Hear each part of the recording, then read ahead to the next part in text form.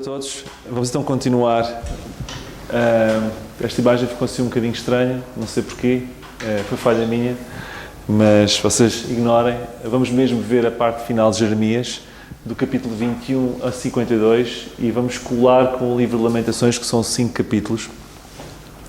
E na altura decidi fazer assim porque o conteúdo que está nesta segunda parte de Jeremias tem muito a ver com o conteúdo que está em Lamentações, e fazia sentido fazer este compacto. Porque a primeira parte, os primeiros 20 capítulos de Jeremias, falavam de um tipo de assunto, e esta segunda parte de Jeremias e Lamentações falam-nos de outro tipo de assunto, e fazia sentido juntar e dividir desta forma. Vamos para a introdução.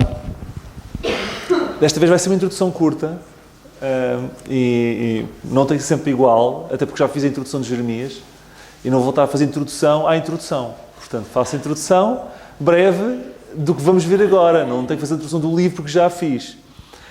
Recordam-se quando estudavam e tinham que decorar datas? Pronto. Quando decorávamos isso, eu falo por mim, eu passado uns dias já me esqueci das datas. Desde que servisse para o teste, estava ótimo. Há aquelas datas que a gente nunca mais se esquece, como é óbvio. Mas quando eu testava aquilo, porque eu perguntava a mim mesmo, porque é que eu tenho que estudar uma coisa que eu me vou esquecer? E eu acho que, faço aqui um parênteses, eu acho que é um erro que ainda continua a imperar no ensino hoje em dia. Obrigam os miúdos a decorar coisas e não a perceber as coisas. Mas eu não vou falar sobre ensino porque não sou especialista no assunto, é apenas um à parte e acho que não sou o único a concordar com isso. E eu gostava de vos apresentar 3 datas que eu peço-vos que nunca se esqueçam delas. Vocês têm que decorar estas 3 datas. Quando chegar ao final deste estudo do Velho Testamento, eu ainda vou fazer um teste. E eu quero saber se vocês decoram as coisas e se percebem as coisas. Estou a brincar. Mas eu hei de fazer qualquer coisa. Vocês estejam preparados. Primeira data. 605 a.C. O que aconteceu? A Babilónia entra em cena e faz a primeira invasão a Jerusalém. E leva, em 605 a.C., os melhores. Daniel. Daniel fez parte daqueles melhores que eles selecionaram, que levaram, juntamente com Azarias, Misael e esqueço-me sempre do outro. Ananias. Não é o Sadraque, Mesaque e Abednego. Ok? O Daniel e companhia saíram juntamente com a turma dos melhores, dos mais novos, dos mais eruditos, aqueles que podiam ser educados para servir na corte nesta primeira invasão, 605 a.C. Segunda data, 597 a.C. O que aconteceu? Segunda invasão da Babilónia, em que eles, babilónicos, levaram os líderes religiosos e políticos. Ok? Na segunda invasão, em 597 a.C. Terceira e última data, 586 a.C., que é a data que tem a ver com o que vamos ver hoje, que é a destruição e o arraso total de Jerusalém. O Nabucodonosor já chega de retirar e de fazer. Agora vamos arrasar isto tudo. Porquê? Porque os reis rebelaram-se à vez, consecutivamente, contra Nabucodonosor. E Jeremias dizia, não te rebeles, vão-me rebelar. Pois, chegou a um ponto, à terceira, Nabucodonosor pegou nas tropas e arrasou a cidade. Ok? E até matou os filhos de Zedequias à frente do rei Zedequias e depois tirou-lhe os olhos. Aquela história macabra que aconteceu, que eu vos falei na última vez. Muitos foram mortos e muitos foram deportados. E só ficaram mesmo os muito pobres na cidade. E aqueles mesmo em condições muito precárias. Dito isto, os capítulos 21 a 29, os capítulos 21 a 31, aliás, vemos, e sobretudo do 21 ao 29, vemos Jeremias não a anunciar a destruição, mas a dizer, a destruição será um facto. O discurso já tinha mudado. Não é, vai acontecer, por isso é que eu estive a dividir Jeremias. Porque até de 20, Jeremias dizia, vai acontecer, convertei-vos. Do 21 ao 29 já diz, quer vocês se convertam ou não, acreditem, isto vai vir. Preparem-se. É como a meteorologia. Temos um furacão de nível 3 ou de nível 4. Não estejam à espera que vá sair do rumo, porque ele vai chegar à vossa casa. Metam-se dentro da cave. Protejam-se. Vai acontecer. A destruição vai acontecer.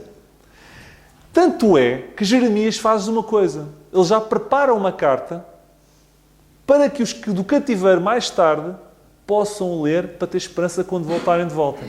Ele não só assume que vai acontecer, como ele já antecipadamente prepara texto e informação para que o cativeiro mais tarde pudesse ler para ganhar a esperança de poder voltar. De tão seguro é que a destruição viria. E é nesse contexto que eu quero que... porquê? Porque eles iam ficar 70 anos no cativeiro. E o que Jeremias vai dizer é: casem, tenham filhos, tenham negócios, que vivam, aproveitem, estão na Babilónia, mas... Capítulo 29, versículo 11. Podemos ler. Um versículo que é muito utilizado nos dias de hoje para nós. Nada mais errado. O versículo não é para nós. O versículo é para Israel. Porque eu bem sei os pensamentos que penso de vós, diz o Senhor. Pensamentos de paz e não de mal, para vos dar o fim que esperais. Eu vejo muita gente citar este versículo. Estão a ver? Deus pensa coisas boas de nós. Deus quer nos dar um bom fim. Sem dúvida que Deus quer um bom fim para nós. Sem dúvida que Deus quer coisas boas para nós. Mas este versículo não foi escrito para nós.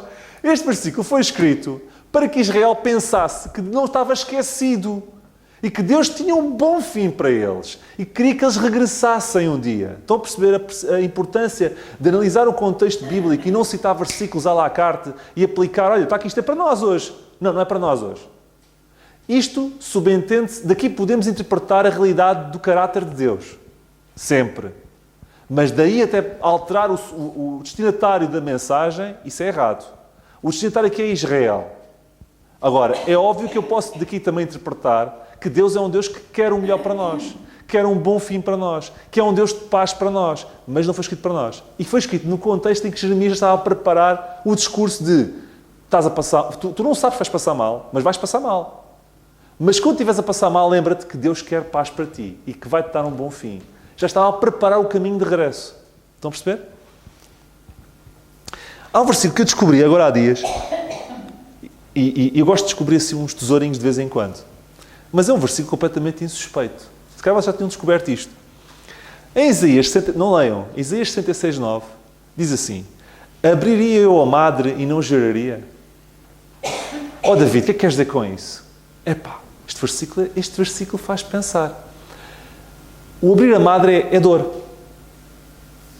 O que quer dizer é: então eu vou provocar a dor e não vou gerar a vida? Deus, quando provoca dor, gera sempre vida. Deus nunca ia provocar a dor sem gerar a vida. Nunca. Quando Deus cria dor, é porque a seguir vai produzir vida. E o que Jeremias estava a dizer é: ok, vocês vão passar um mau bocado, mas isto vai gerar algo de bom. Tenham esperança. Estão a perceber? Capítulo 31 chega e é hora de Jeremias anunciar ao povo uma nova, estamos a terminar esta parte, uma nova aliança. E leiam comigo o 31-33. Diz assim: este é o concerto que farei com a casa de Israel. Lá está. Não é com a Igreja Corpo de Cristo, é com a casa de Israel. E qual é o concerto que Deus faz com a casa de Israel? Depois daqueles dias, diz o Senhor, porei a minha lei no seu interior e escreverei no seu coração, e eu serei o seu Deus, eles serão o meu povo. Eu guio-me por muita coisa quando vos preparo isto.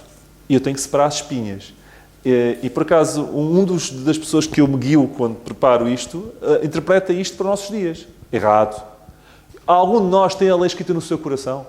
Algum de nós tem a palavra de Deus no seu coração de forma a que nunca erra? Não nos iludemos, a gente erra. A gente pode sair daqui e podemos sair amanhã de uma mensagem muito boa. Epá, aquilo falou-me. E a seguir estamos a fazer asneira, porque a palavra de Deus não está escrita no coração. Há de estar um dia para a casa de Israel, período do reino.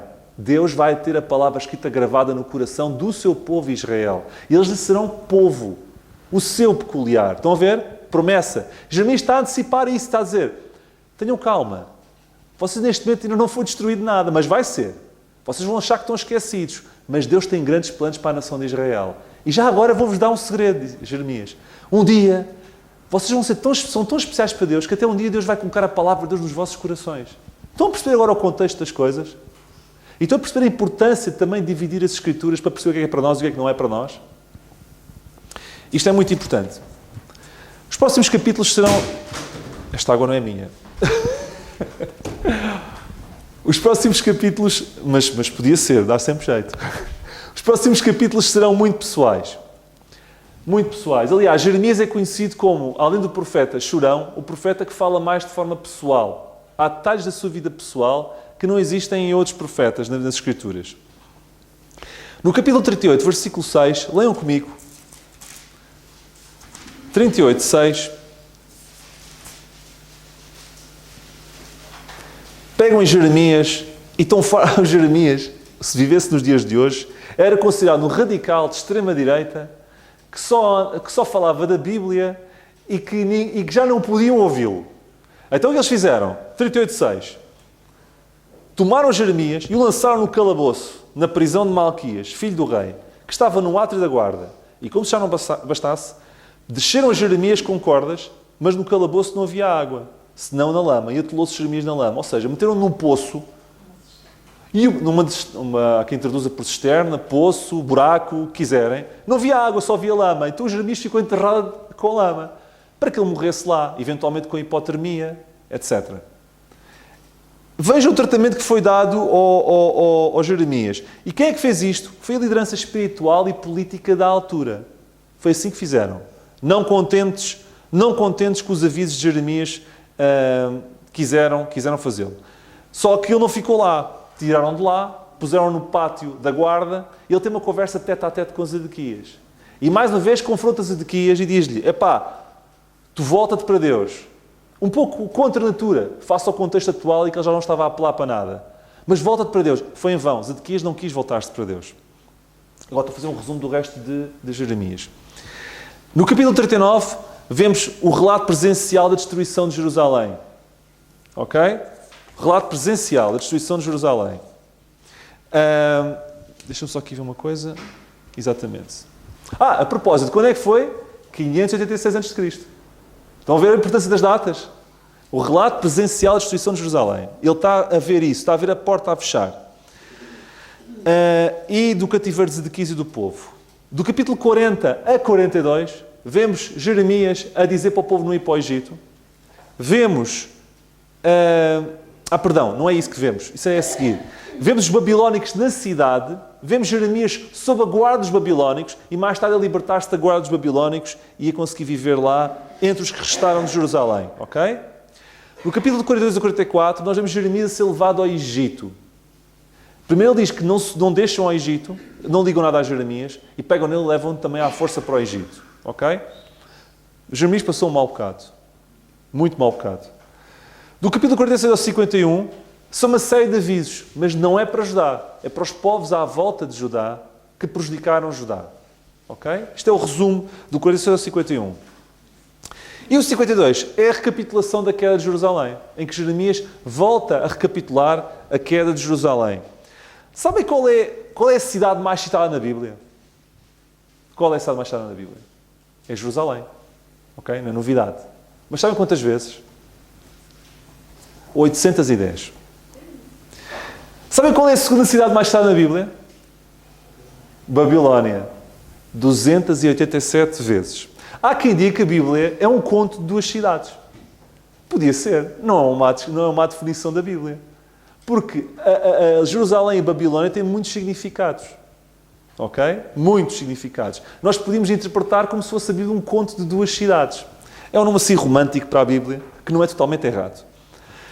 Mas sabem, só em Jeremias, quantas vezes Babilónia é mencionada? Das 287 vezes Babilónia na Bíblia toda fala de Babilónia 287 vezes.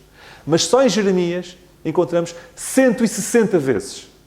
60% da palavra Babilónia na Bíblia é citada em Jeremias. Jeremias é o expert em Babilónia.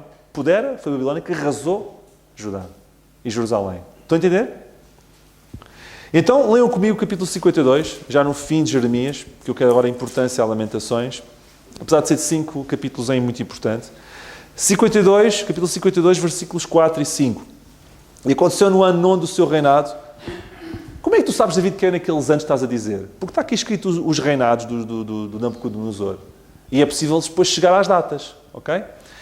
E aconteceu no ano 9, no seu reinado, no mês 10º, no 10º dia do mês, que veio Nabucodonosor, rei da Babilónia, contra Jerusalém, ele e todo o seu exército, e se acamparam contra ela. Ok? Nós temos aqui 2 anos e meio de cerco.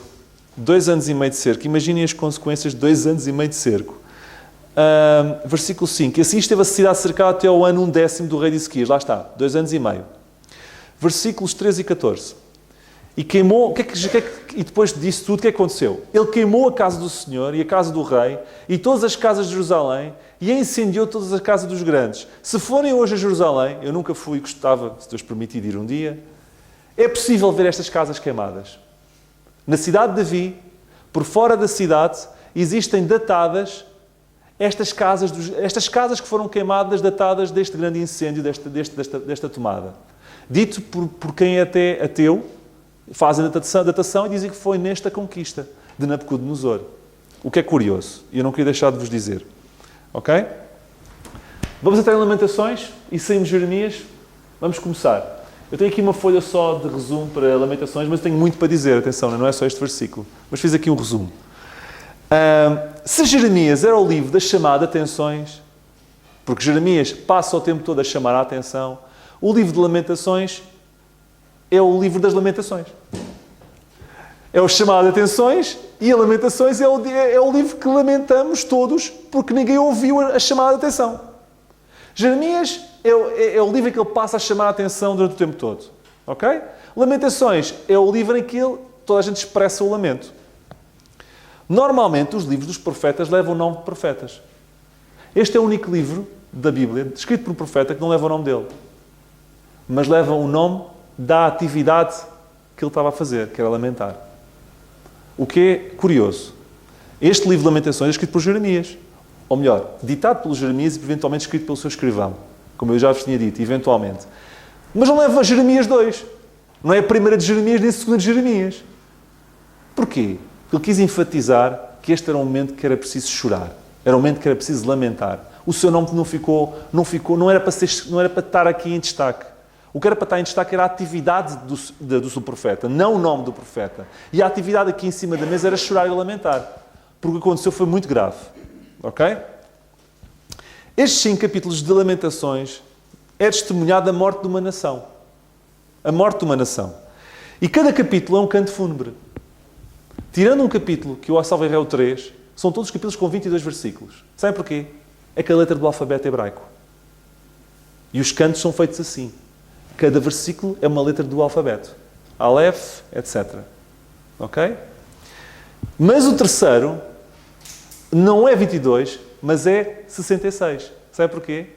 Porque cada letra abrange 3 versículos. A lógica mantém-se sempre. O canto fúnebre mantém-se sempre. Isto não é o Cantares de Salomão, é o oposto do Cantares de Salomão. O Cantares de Salomão era um hino a tudo aquilo que nós ouvimos no Cantares de Salomão, que eu não vou repetir. Aqui é um canto, mas é um canto fúnebre, onde impera a mesma lógica poética de cada versículo, uma letra do abecedário hebraico. Estão a ver? Eu não quero-vos falar só agora de poesia. Já falei muito de poesia no livro dos Salmos, não vou repetir.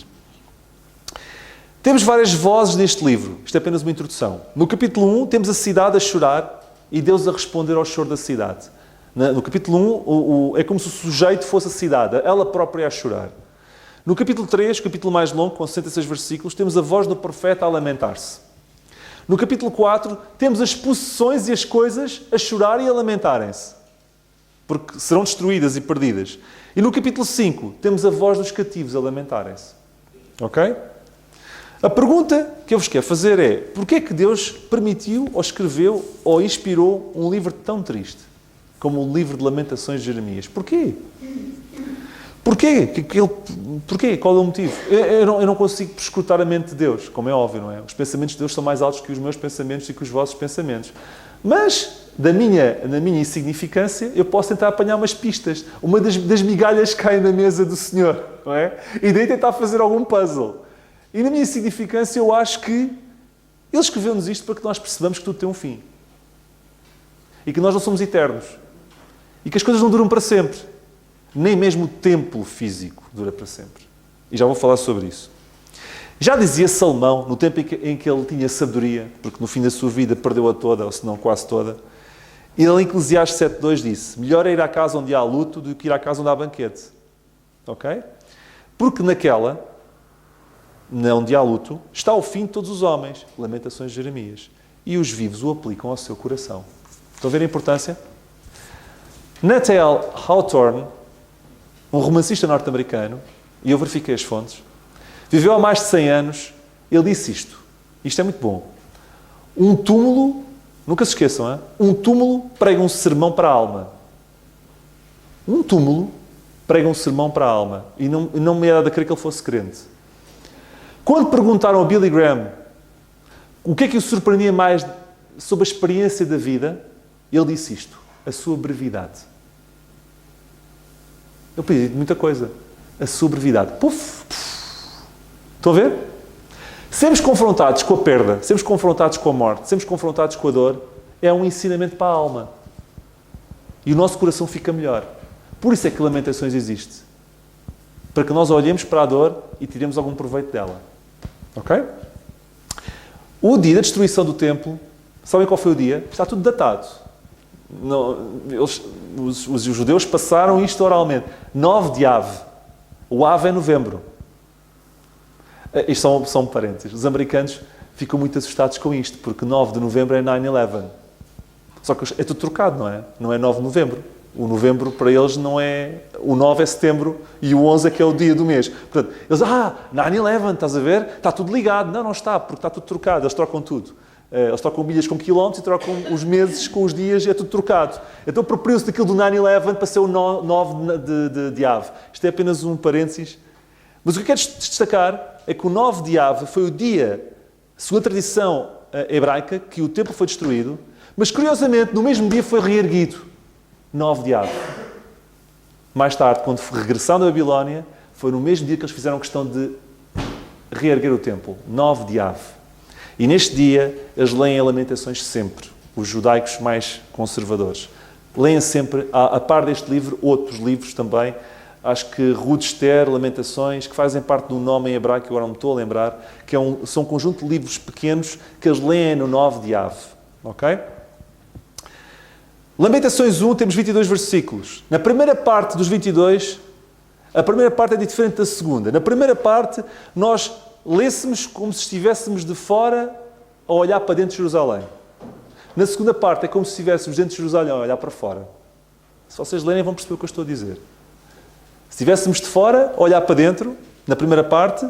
Na segunda parte, como se estivéssemos de dentro, a olhar para fora. Vamos ler, então, o capítulo 1, versículo 1. Como Aleph, primeira letra do alfabeto, como se acha solitária aquela cidade, de fora, a olhar para dentro. Estão a ver? Que de antes tão populosa. Ok? Sei que quer dizer, há uma outra tradução que diz, como se está sentada solitária. O pecado gera sempre solidão. Nós achamos que, por fazermos a asneira, que vamos ficar mais acompanhados. Quando fazemos a asneira, ficamos sempre sós. Ficamos sempre mais solitários. Aquela cidade que de antes tinha muita gente, quão solitária está por ter pecado. Ok? Isto dava pano para mangas, mas eu não tenho tempo. Aquela cidade antes tão populosa, mas agora está solitária por causa do seu pecado. Tornou-se como viúva, a que foi grande entre as nações, e a princesa entre as províncias, e agora tornou-se tributária, tem que pagar impostos. A gente pensa que vai ficar para melhor, e ainda temos que dar o que temos. Não é? Eles recebiam, agora têm que pagar. Quer dizer, ficou solitária, em vez de receber, agora tem que se chegar à frente. Já viram as consequências do erro? Versículo 2. Continuamente chora de noite. Não é chorar de noite ocasionalmente. É chorar sempre. E as suas lágrimas correm pelas suas faces. Não tem quem a console. Não encontra consolo. Entre todos os seus amadores. Ou seja, aqueles que a induziram em erro agora deram à sola. Aqueles países e as nações que a induziram em erro agora já não estão lá. Mas eles estão comigo. Pois, mas agora, quando chegaste, bateste na parede, deram todos à sola. Estás sozinha, ó Jerusalém. Ninguém te consola, ninguém te apoia, deram todos à sola. Todos os amigos que se houveram leivosamente com ela, tornaram-se seus inimigos. Pois é, além deram à sola, agora são inimigos? Sim, agora são inimigos. E quais eram? Tiro, Sidom, Egito, Edom. Todos esses povos que eram os aliados, não só fugiram, como agora são inimigos. Versículo 3. Judá, Guimel, a terceira letra. Judá passou em cativeiro por causa da aflição. e por causa da grandeza da sua servidão, habita entre as nações, não acha descanso. Todos os seus perseguidores o surpreenderam nas suas angústias. Ok? Versículo 10, leiam comigo. Estendeu o adversário a sua mão a todas as coisas mais preciosas dela, pois viu entrar no seu santuário as nações, acerca das quais mandaste que não entrassem na tua congregação. Vocês lembram-se quando Jeremias falava, convertam-se, Deus vai destruir o templo. E o povo dizia, o templo, o templo, o templo. Não, Deus nunca vai destruir o templo, porque o templo é o templo. É o templo de Deus. Deus jamais vai mexer no teu templo. A fé deles não estava em Deus, a fé deles estava no templo. A fé deles não estava na relação, a fé deles estava no ritual. O que é que Deus faz? Ah, é? A tua fé está no templo? Vou-te tirar o templo.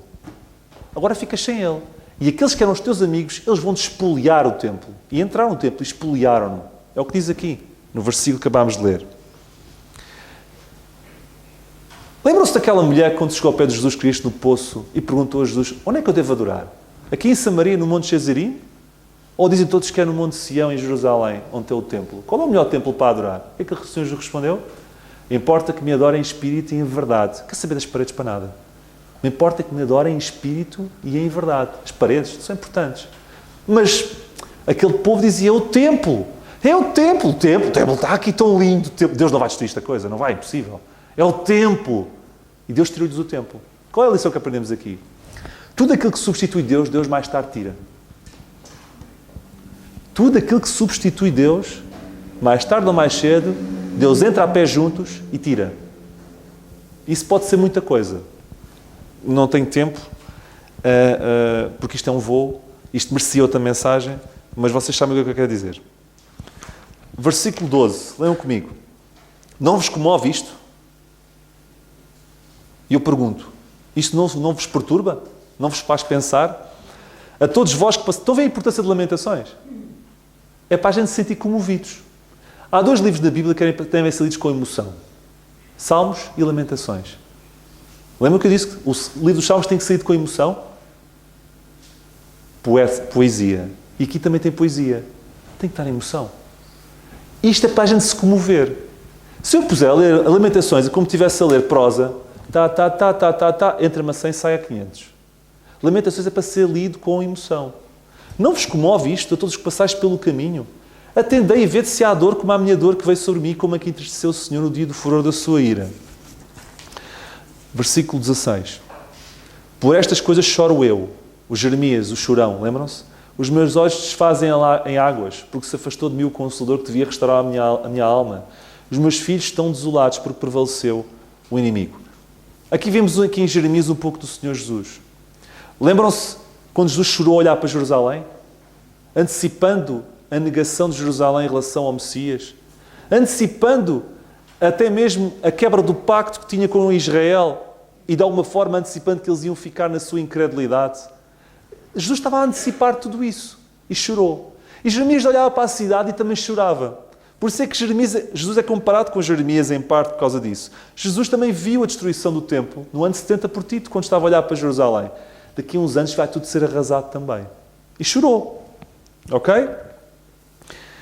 Capítulo 2, e isto é a continuação, no capítulo 1 é mais ou menos isto. No capítulo 2 nós vemos os detalhes do julgamento de Deus. Ok? Vemos aqui a ira de Deus sobre a cidade. E sabe uma coisa? Deus não fala aqui, Deus assume a responsabilidade pela destruição. Deus não se esconde, diz assim, fui eu que quis destruir. Fui eu que quis destruir. Há um versículo que nós não falamos sempre, mas acho que não interiorizamos. Quem é que está em Hebreus 10? Que é a horrenda coisa cair nas mãos do Deus vivo. E nós gostamos muito de falar sobre a parte boa de Deus. Deus é amor, Deus é graça, Deus é misericórdia. E é. E já vamos falar sobre misericórdia, que é um oásis no meio. Há um oásis aqui neste livro. Este livro é um deserto. Mas no capítulo 13 há um oásis. Eu já lá vou chegar. Ok? Mas até lá temos que andar um bocadinho mais no deserto. Já vamos chegar a esse momento 41. Está bem? Mas aqui estamos no deserto. E temos que perceber que os atributos de Deus têm o mesmo peso aos olhos de Deus. Nós é que damos pesos diferentes. Deus não é mais amor do que justiça. Deus não é mais misericórdia do que um Deus vingador. É tudo igual. Eu não posso tomar Deus à la carte. Eu tenho que aceitar Deus como é. E quando eu penso assim, tenho mais juízo. Porque percebo que o mesmo Deus que me ama também é um Deus que não pode deixar de cumprir aquilo que promete. E se Ele promete consequência para os meus erros, Ele não vai falhar. Estão a perceber? Isto é importante. Capítulo 2, versículo 1. Como cobriu o Senhor de nuvens a sua ira, a filha de Sião? Foi o Senhor que cobriu. Derribou do céu à terra a glória de Israel. Quem é que derribou? Deus. Derribou a glória como se estivesse do céu para a terra, a de Israel. Não se lembrou dos cabelos de seus pés. No dia da sua ira. Versículos 5 e 6. Tornou-se o Senhor como inimigo. Devorou Israel, devorou todos os seus palácios, destruiu-os. Ou seja, Deus fez, Deus aconteceu, Deus quer mostrar que foi Ele que quis destruir Israel. Vou-vos dar uma informação que pode ser interessante para perceberem isto. Quantas vezes é que Jeremias fala de Babilónia? 164 vezes, certo? Quantas vezes Babilónia está escrita neste livro de Lamentações? 0. Sabem porquê? Deus faz questão de mostrar quem destruiu foi Ele, não foi a Babilónia. Eu avisei que seria a Babilónia, mas agora que destruí, eu quero que toda a gente perceba que quem faz e joga a Babilónia, quem fez fui eu. Babilónia, 0. Não acham curioso? O maior pregador da Babilónia corta a Babilónia radicalmente em Lamentações. Para quê? Para mostrar a todos um facto, que Deus é amor, mas Deus também assume a sua responsabilidade quando Ele castiga. Ele não dá os créditos para outros. Assim como sou eu que amo e que dou misericórdia, eu quero que tu saibas que sou eu que também castigo e que dou cabo de ti. E que arrasa a tua glória toda, da cabeça até aos pés. Estão a ver a importância disto? Isto é muito sério. E por isso é que a Babilónia aqui, 0. Não há Babilónia. Deus só permite a dor para gerar vida. Aquele versículo de Isaías, vocês nunca mais vão esquecer. Deus só permite dor para gerar vida. Para criar algo novo. Eu não vou passar nenhuma música, mas eu vou-vos ler uma música. Uma música que eu descobri há pouco tempo. Eu estou sempre a descobrir. Eu tenho lá nos meus favoritos do YouTube. Eu não sei. De centenas de músicas. Porque quando eu descubro uma música, like. E depois volto e meia ponho-me a ouvir. Porque eu gosto de músicas, não é? E sempre gostei. E há uma música, podem depois ouvir, que é da Lizzie Morgan, que é o Miracle. E eu traduzi, ou melhor, pus no Translator, e ele traduziu por mim, depois eu fiz umas achegas, que ele era grande, e eu vou-vos ler. A música é muito boa. Miracle, da Lizzie Morgan. Depois ouçam. Eu orei, lágrimas no meu rosto, e pedi para fazeres o que só tu, Deus, poderias fazer. O povo de Israel. Estão a imaginar o povo de Israel? Eu esperei dia após dia, mas nada parecia mudar. E então chegou o dia, quando tudo o que eu queria desmoronou. Mas caiu em tuas mãos. Ora, atenção. Talvez o milagre não foi o que eu te pedi. Talvez a minha dor mais profunda me aprofunda para te conhecer mais. Deus é o meu quebrantamento, tu fostes o meu amigo fiel. E agora eu vejo, esse pode ter sido um milagre. Tu e eu nem sempre concordamos. Eu e Deus. Nós fazemos planos tão diferentes. Com o tempo, eu vou entender. Teus pensamentos são mais elevados. Os caminhos são mais sábios. Se eu olhar para trás, eu percebo que talvez o milagre não foi o que eu te pedi. Talvez minha dor mais profunda me aprofunda para te conhecer mais. Deus é meu quebrantamento, tu foste meu amigo fiel. E agora eu vejo, esse pode ter sido um milagre. Eu sei, eu não estou abandonado. Eu sei, eu nunca serei abandonado. Eu sei, mesmo no nível mais baixo, no meu nível mais baixo, é quando tu estarás mais próximo de mim. Talvez o milagre não foi o que eu te pedi. Talvez a minha dor mais profunda me aprofunda para te conhecer mais. Deus é meu quebrantamento, tu foste meu amigo fiel. E agora eu vejo, isso pode ter sido um milagre. Não é linda a letra? Foi a música que eu te enviei. Aquela música é espetacular. O C.S. Lewis, que eu gosto muito. Isto quer dizer alguma coisa, esta garrafa. Eu vou pô-la no chão, está bem? Pronto. Eu aqui falar de milagres e dor e cai garrafa, não dá. O C.S. Lewis disse-me, eu gosto de citar, mas disse isso um dia. A dor coloca uma bandeira de esperança na fortaleza da alma rebelde. Eu vou ler devagarinho. A dor coloca uma bandeira de esperança na fortaleza da alma rebelde. Isto é qualquer coisa. Hein? Isto é para ser pensado, digerido. É especial. Capítulo 3. 66 versículos. Cada 3 corresponde a uma letra. A lógica dos 22 mantém-se, ok? Poesia, prosa fúnebre, que é o que estamos aqui.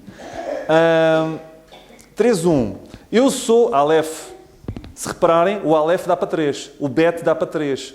O Gimel dá para 3. A lógica mantém-se, ok? Eu sou o homem que viu a aflição pela vara do seu furor. Ou seja, foi ele que viu Deus a fechar a porta. Ele me fez... Como é que é? Ele me levou e me fez andar em trevas, não em luz. Versículo 7. Circunvalou-me e não posso sair, agravou os meus grilhões. Ainda quando clamo e grito, ele exclui a minha oração. Lembram-se de eu vos ter dito que Deus disse a um certo ponto que não queria mais que Jeremias orasse pelo povo? Aqui Jeremias está a dizer isso. Deus já não quer que eu ore mais. Neste momento, Deus está a entrar em cena. O Deus castigador, o Deus que assume-se como castigador, que não delega o castigo na Babilónia, em que quer demonstrar mesmo que quem usa a Babilónia como fantoche é Deus, porque é Deus que quer castigar. E esse Deus bloqueou até as orações. Bloqueou. Bem, posso falar do Oásis? Vamos falar do Oásis. A conversa está muito triste. Capítulo 3, versículos 21 a 26. No meio da tristeza, o Jeremias lembra-se disto. Agora lembrem-se também. Disto me recordarei no meu coração.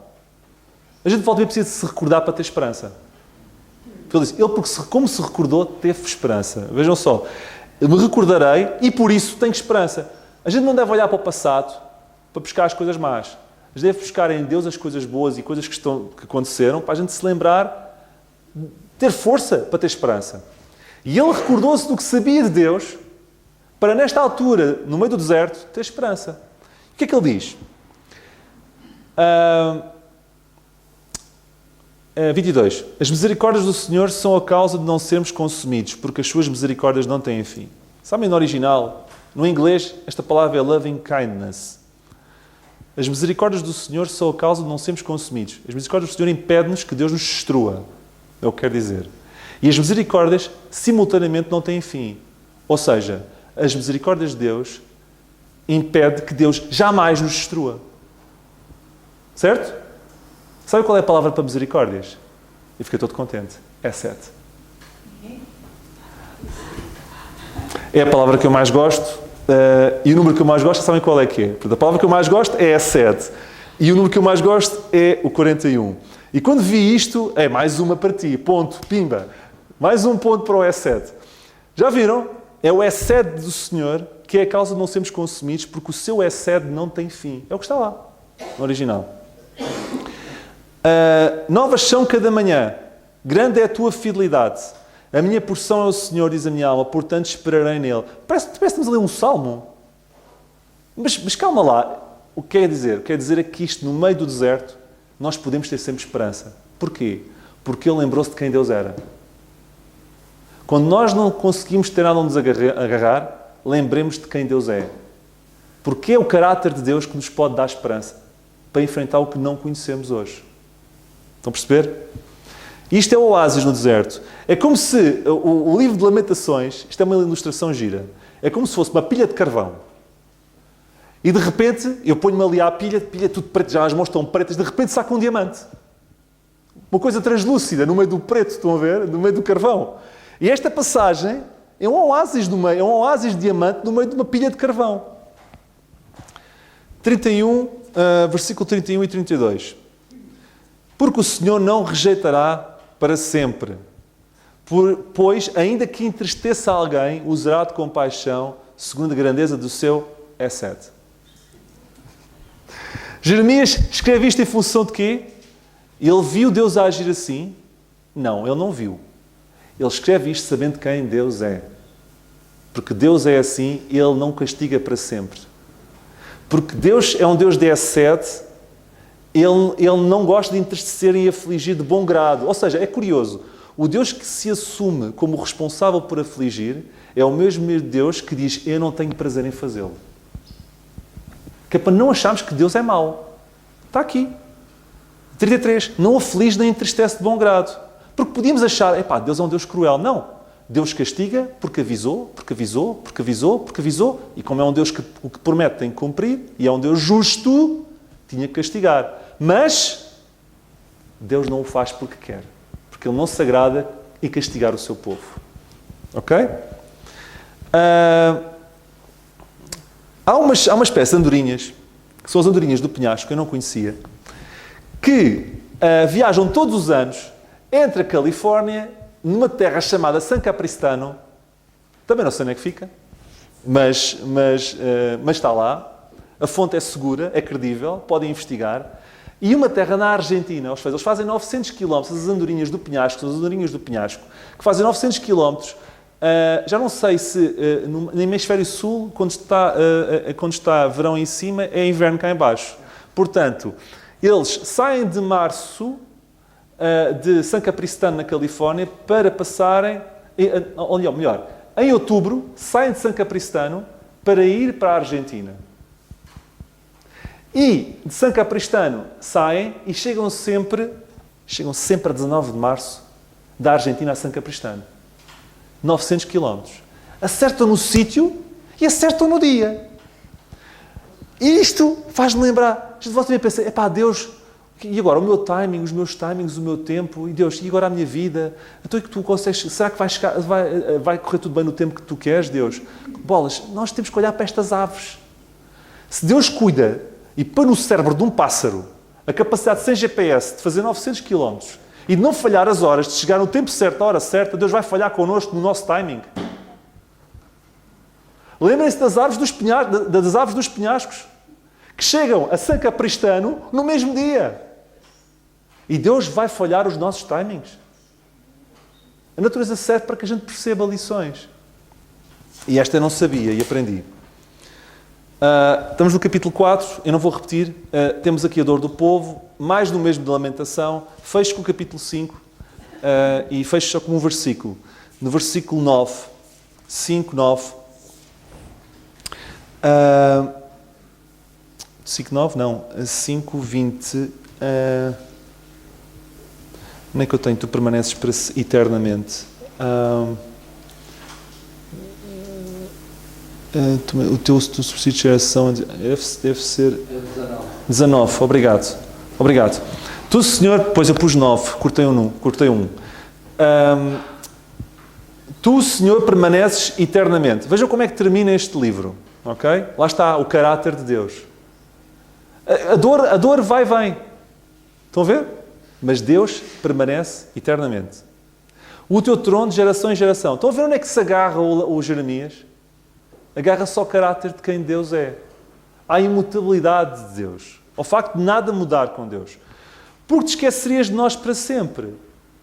Ele percebe que, apesar de que foi Deus que os castigou, Deus não tem prazer nisso e também não se vai esquecer deles. Ok? Porque nos desampararias por tanto tempo. E agora o versículo 21. Converte-nos, Senhor, a Ti, e nós nos converteremos. Renova os nossos dias como dantes. E aqui o que eu vos quero dizer, e termino com isto, é... Vemos aqui arrependimento e desejo de conversão. E é isto que permite Deus agir. Ele está a pedir para... no fundo, ele fala, eu acho curioso, porque já Neemias é a mesma coisa, já outros servos de Deus é a mesma coisa, falam sempre em nome do povo. Nós pecamos, nós agimos mal, converte-nos, mas eles estão bem. Não, mas ele suma as dores do povo, converte-nos. Converte-me a mim também, a todos nós todos como nação falhamos e seremos convertidos. Ele termina assim. Vai vir dias melhores, mas estes dias melhores requerem uma coisa, conversão. E então os nossos dias serão como dantes. Que o Senhor nos abençoe.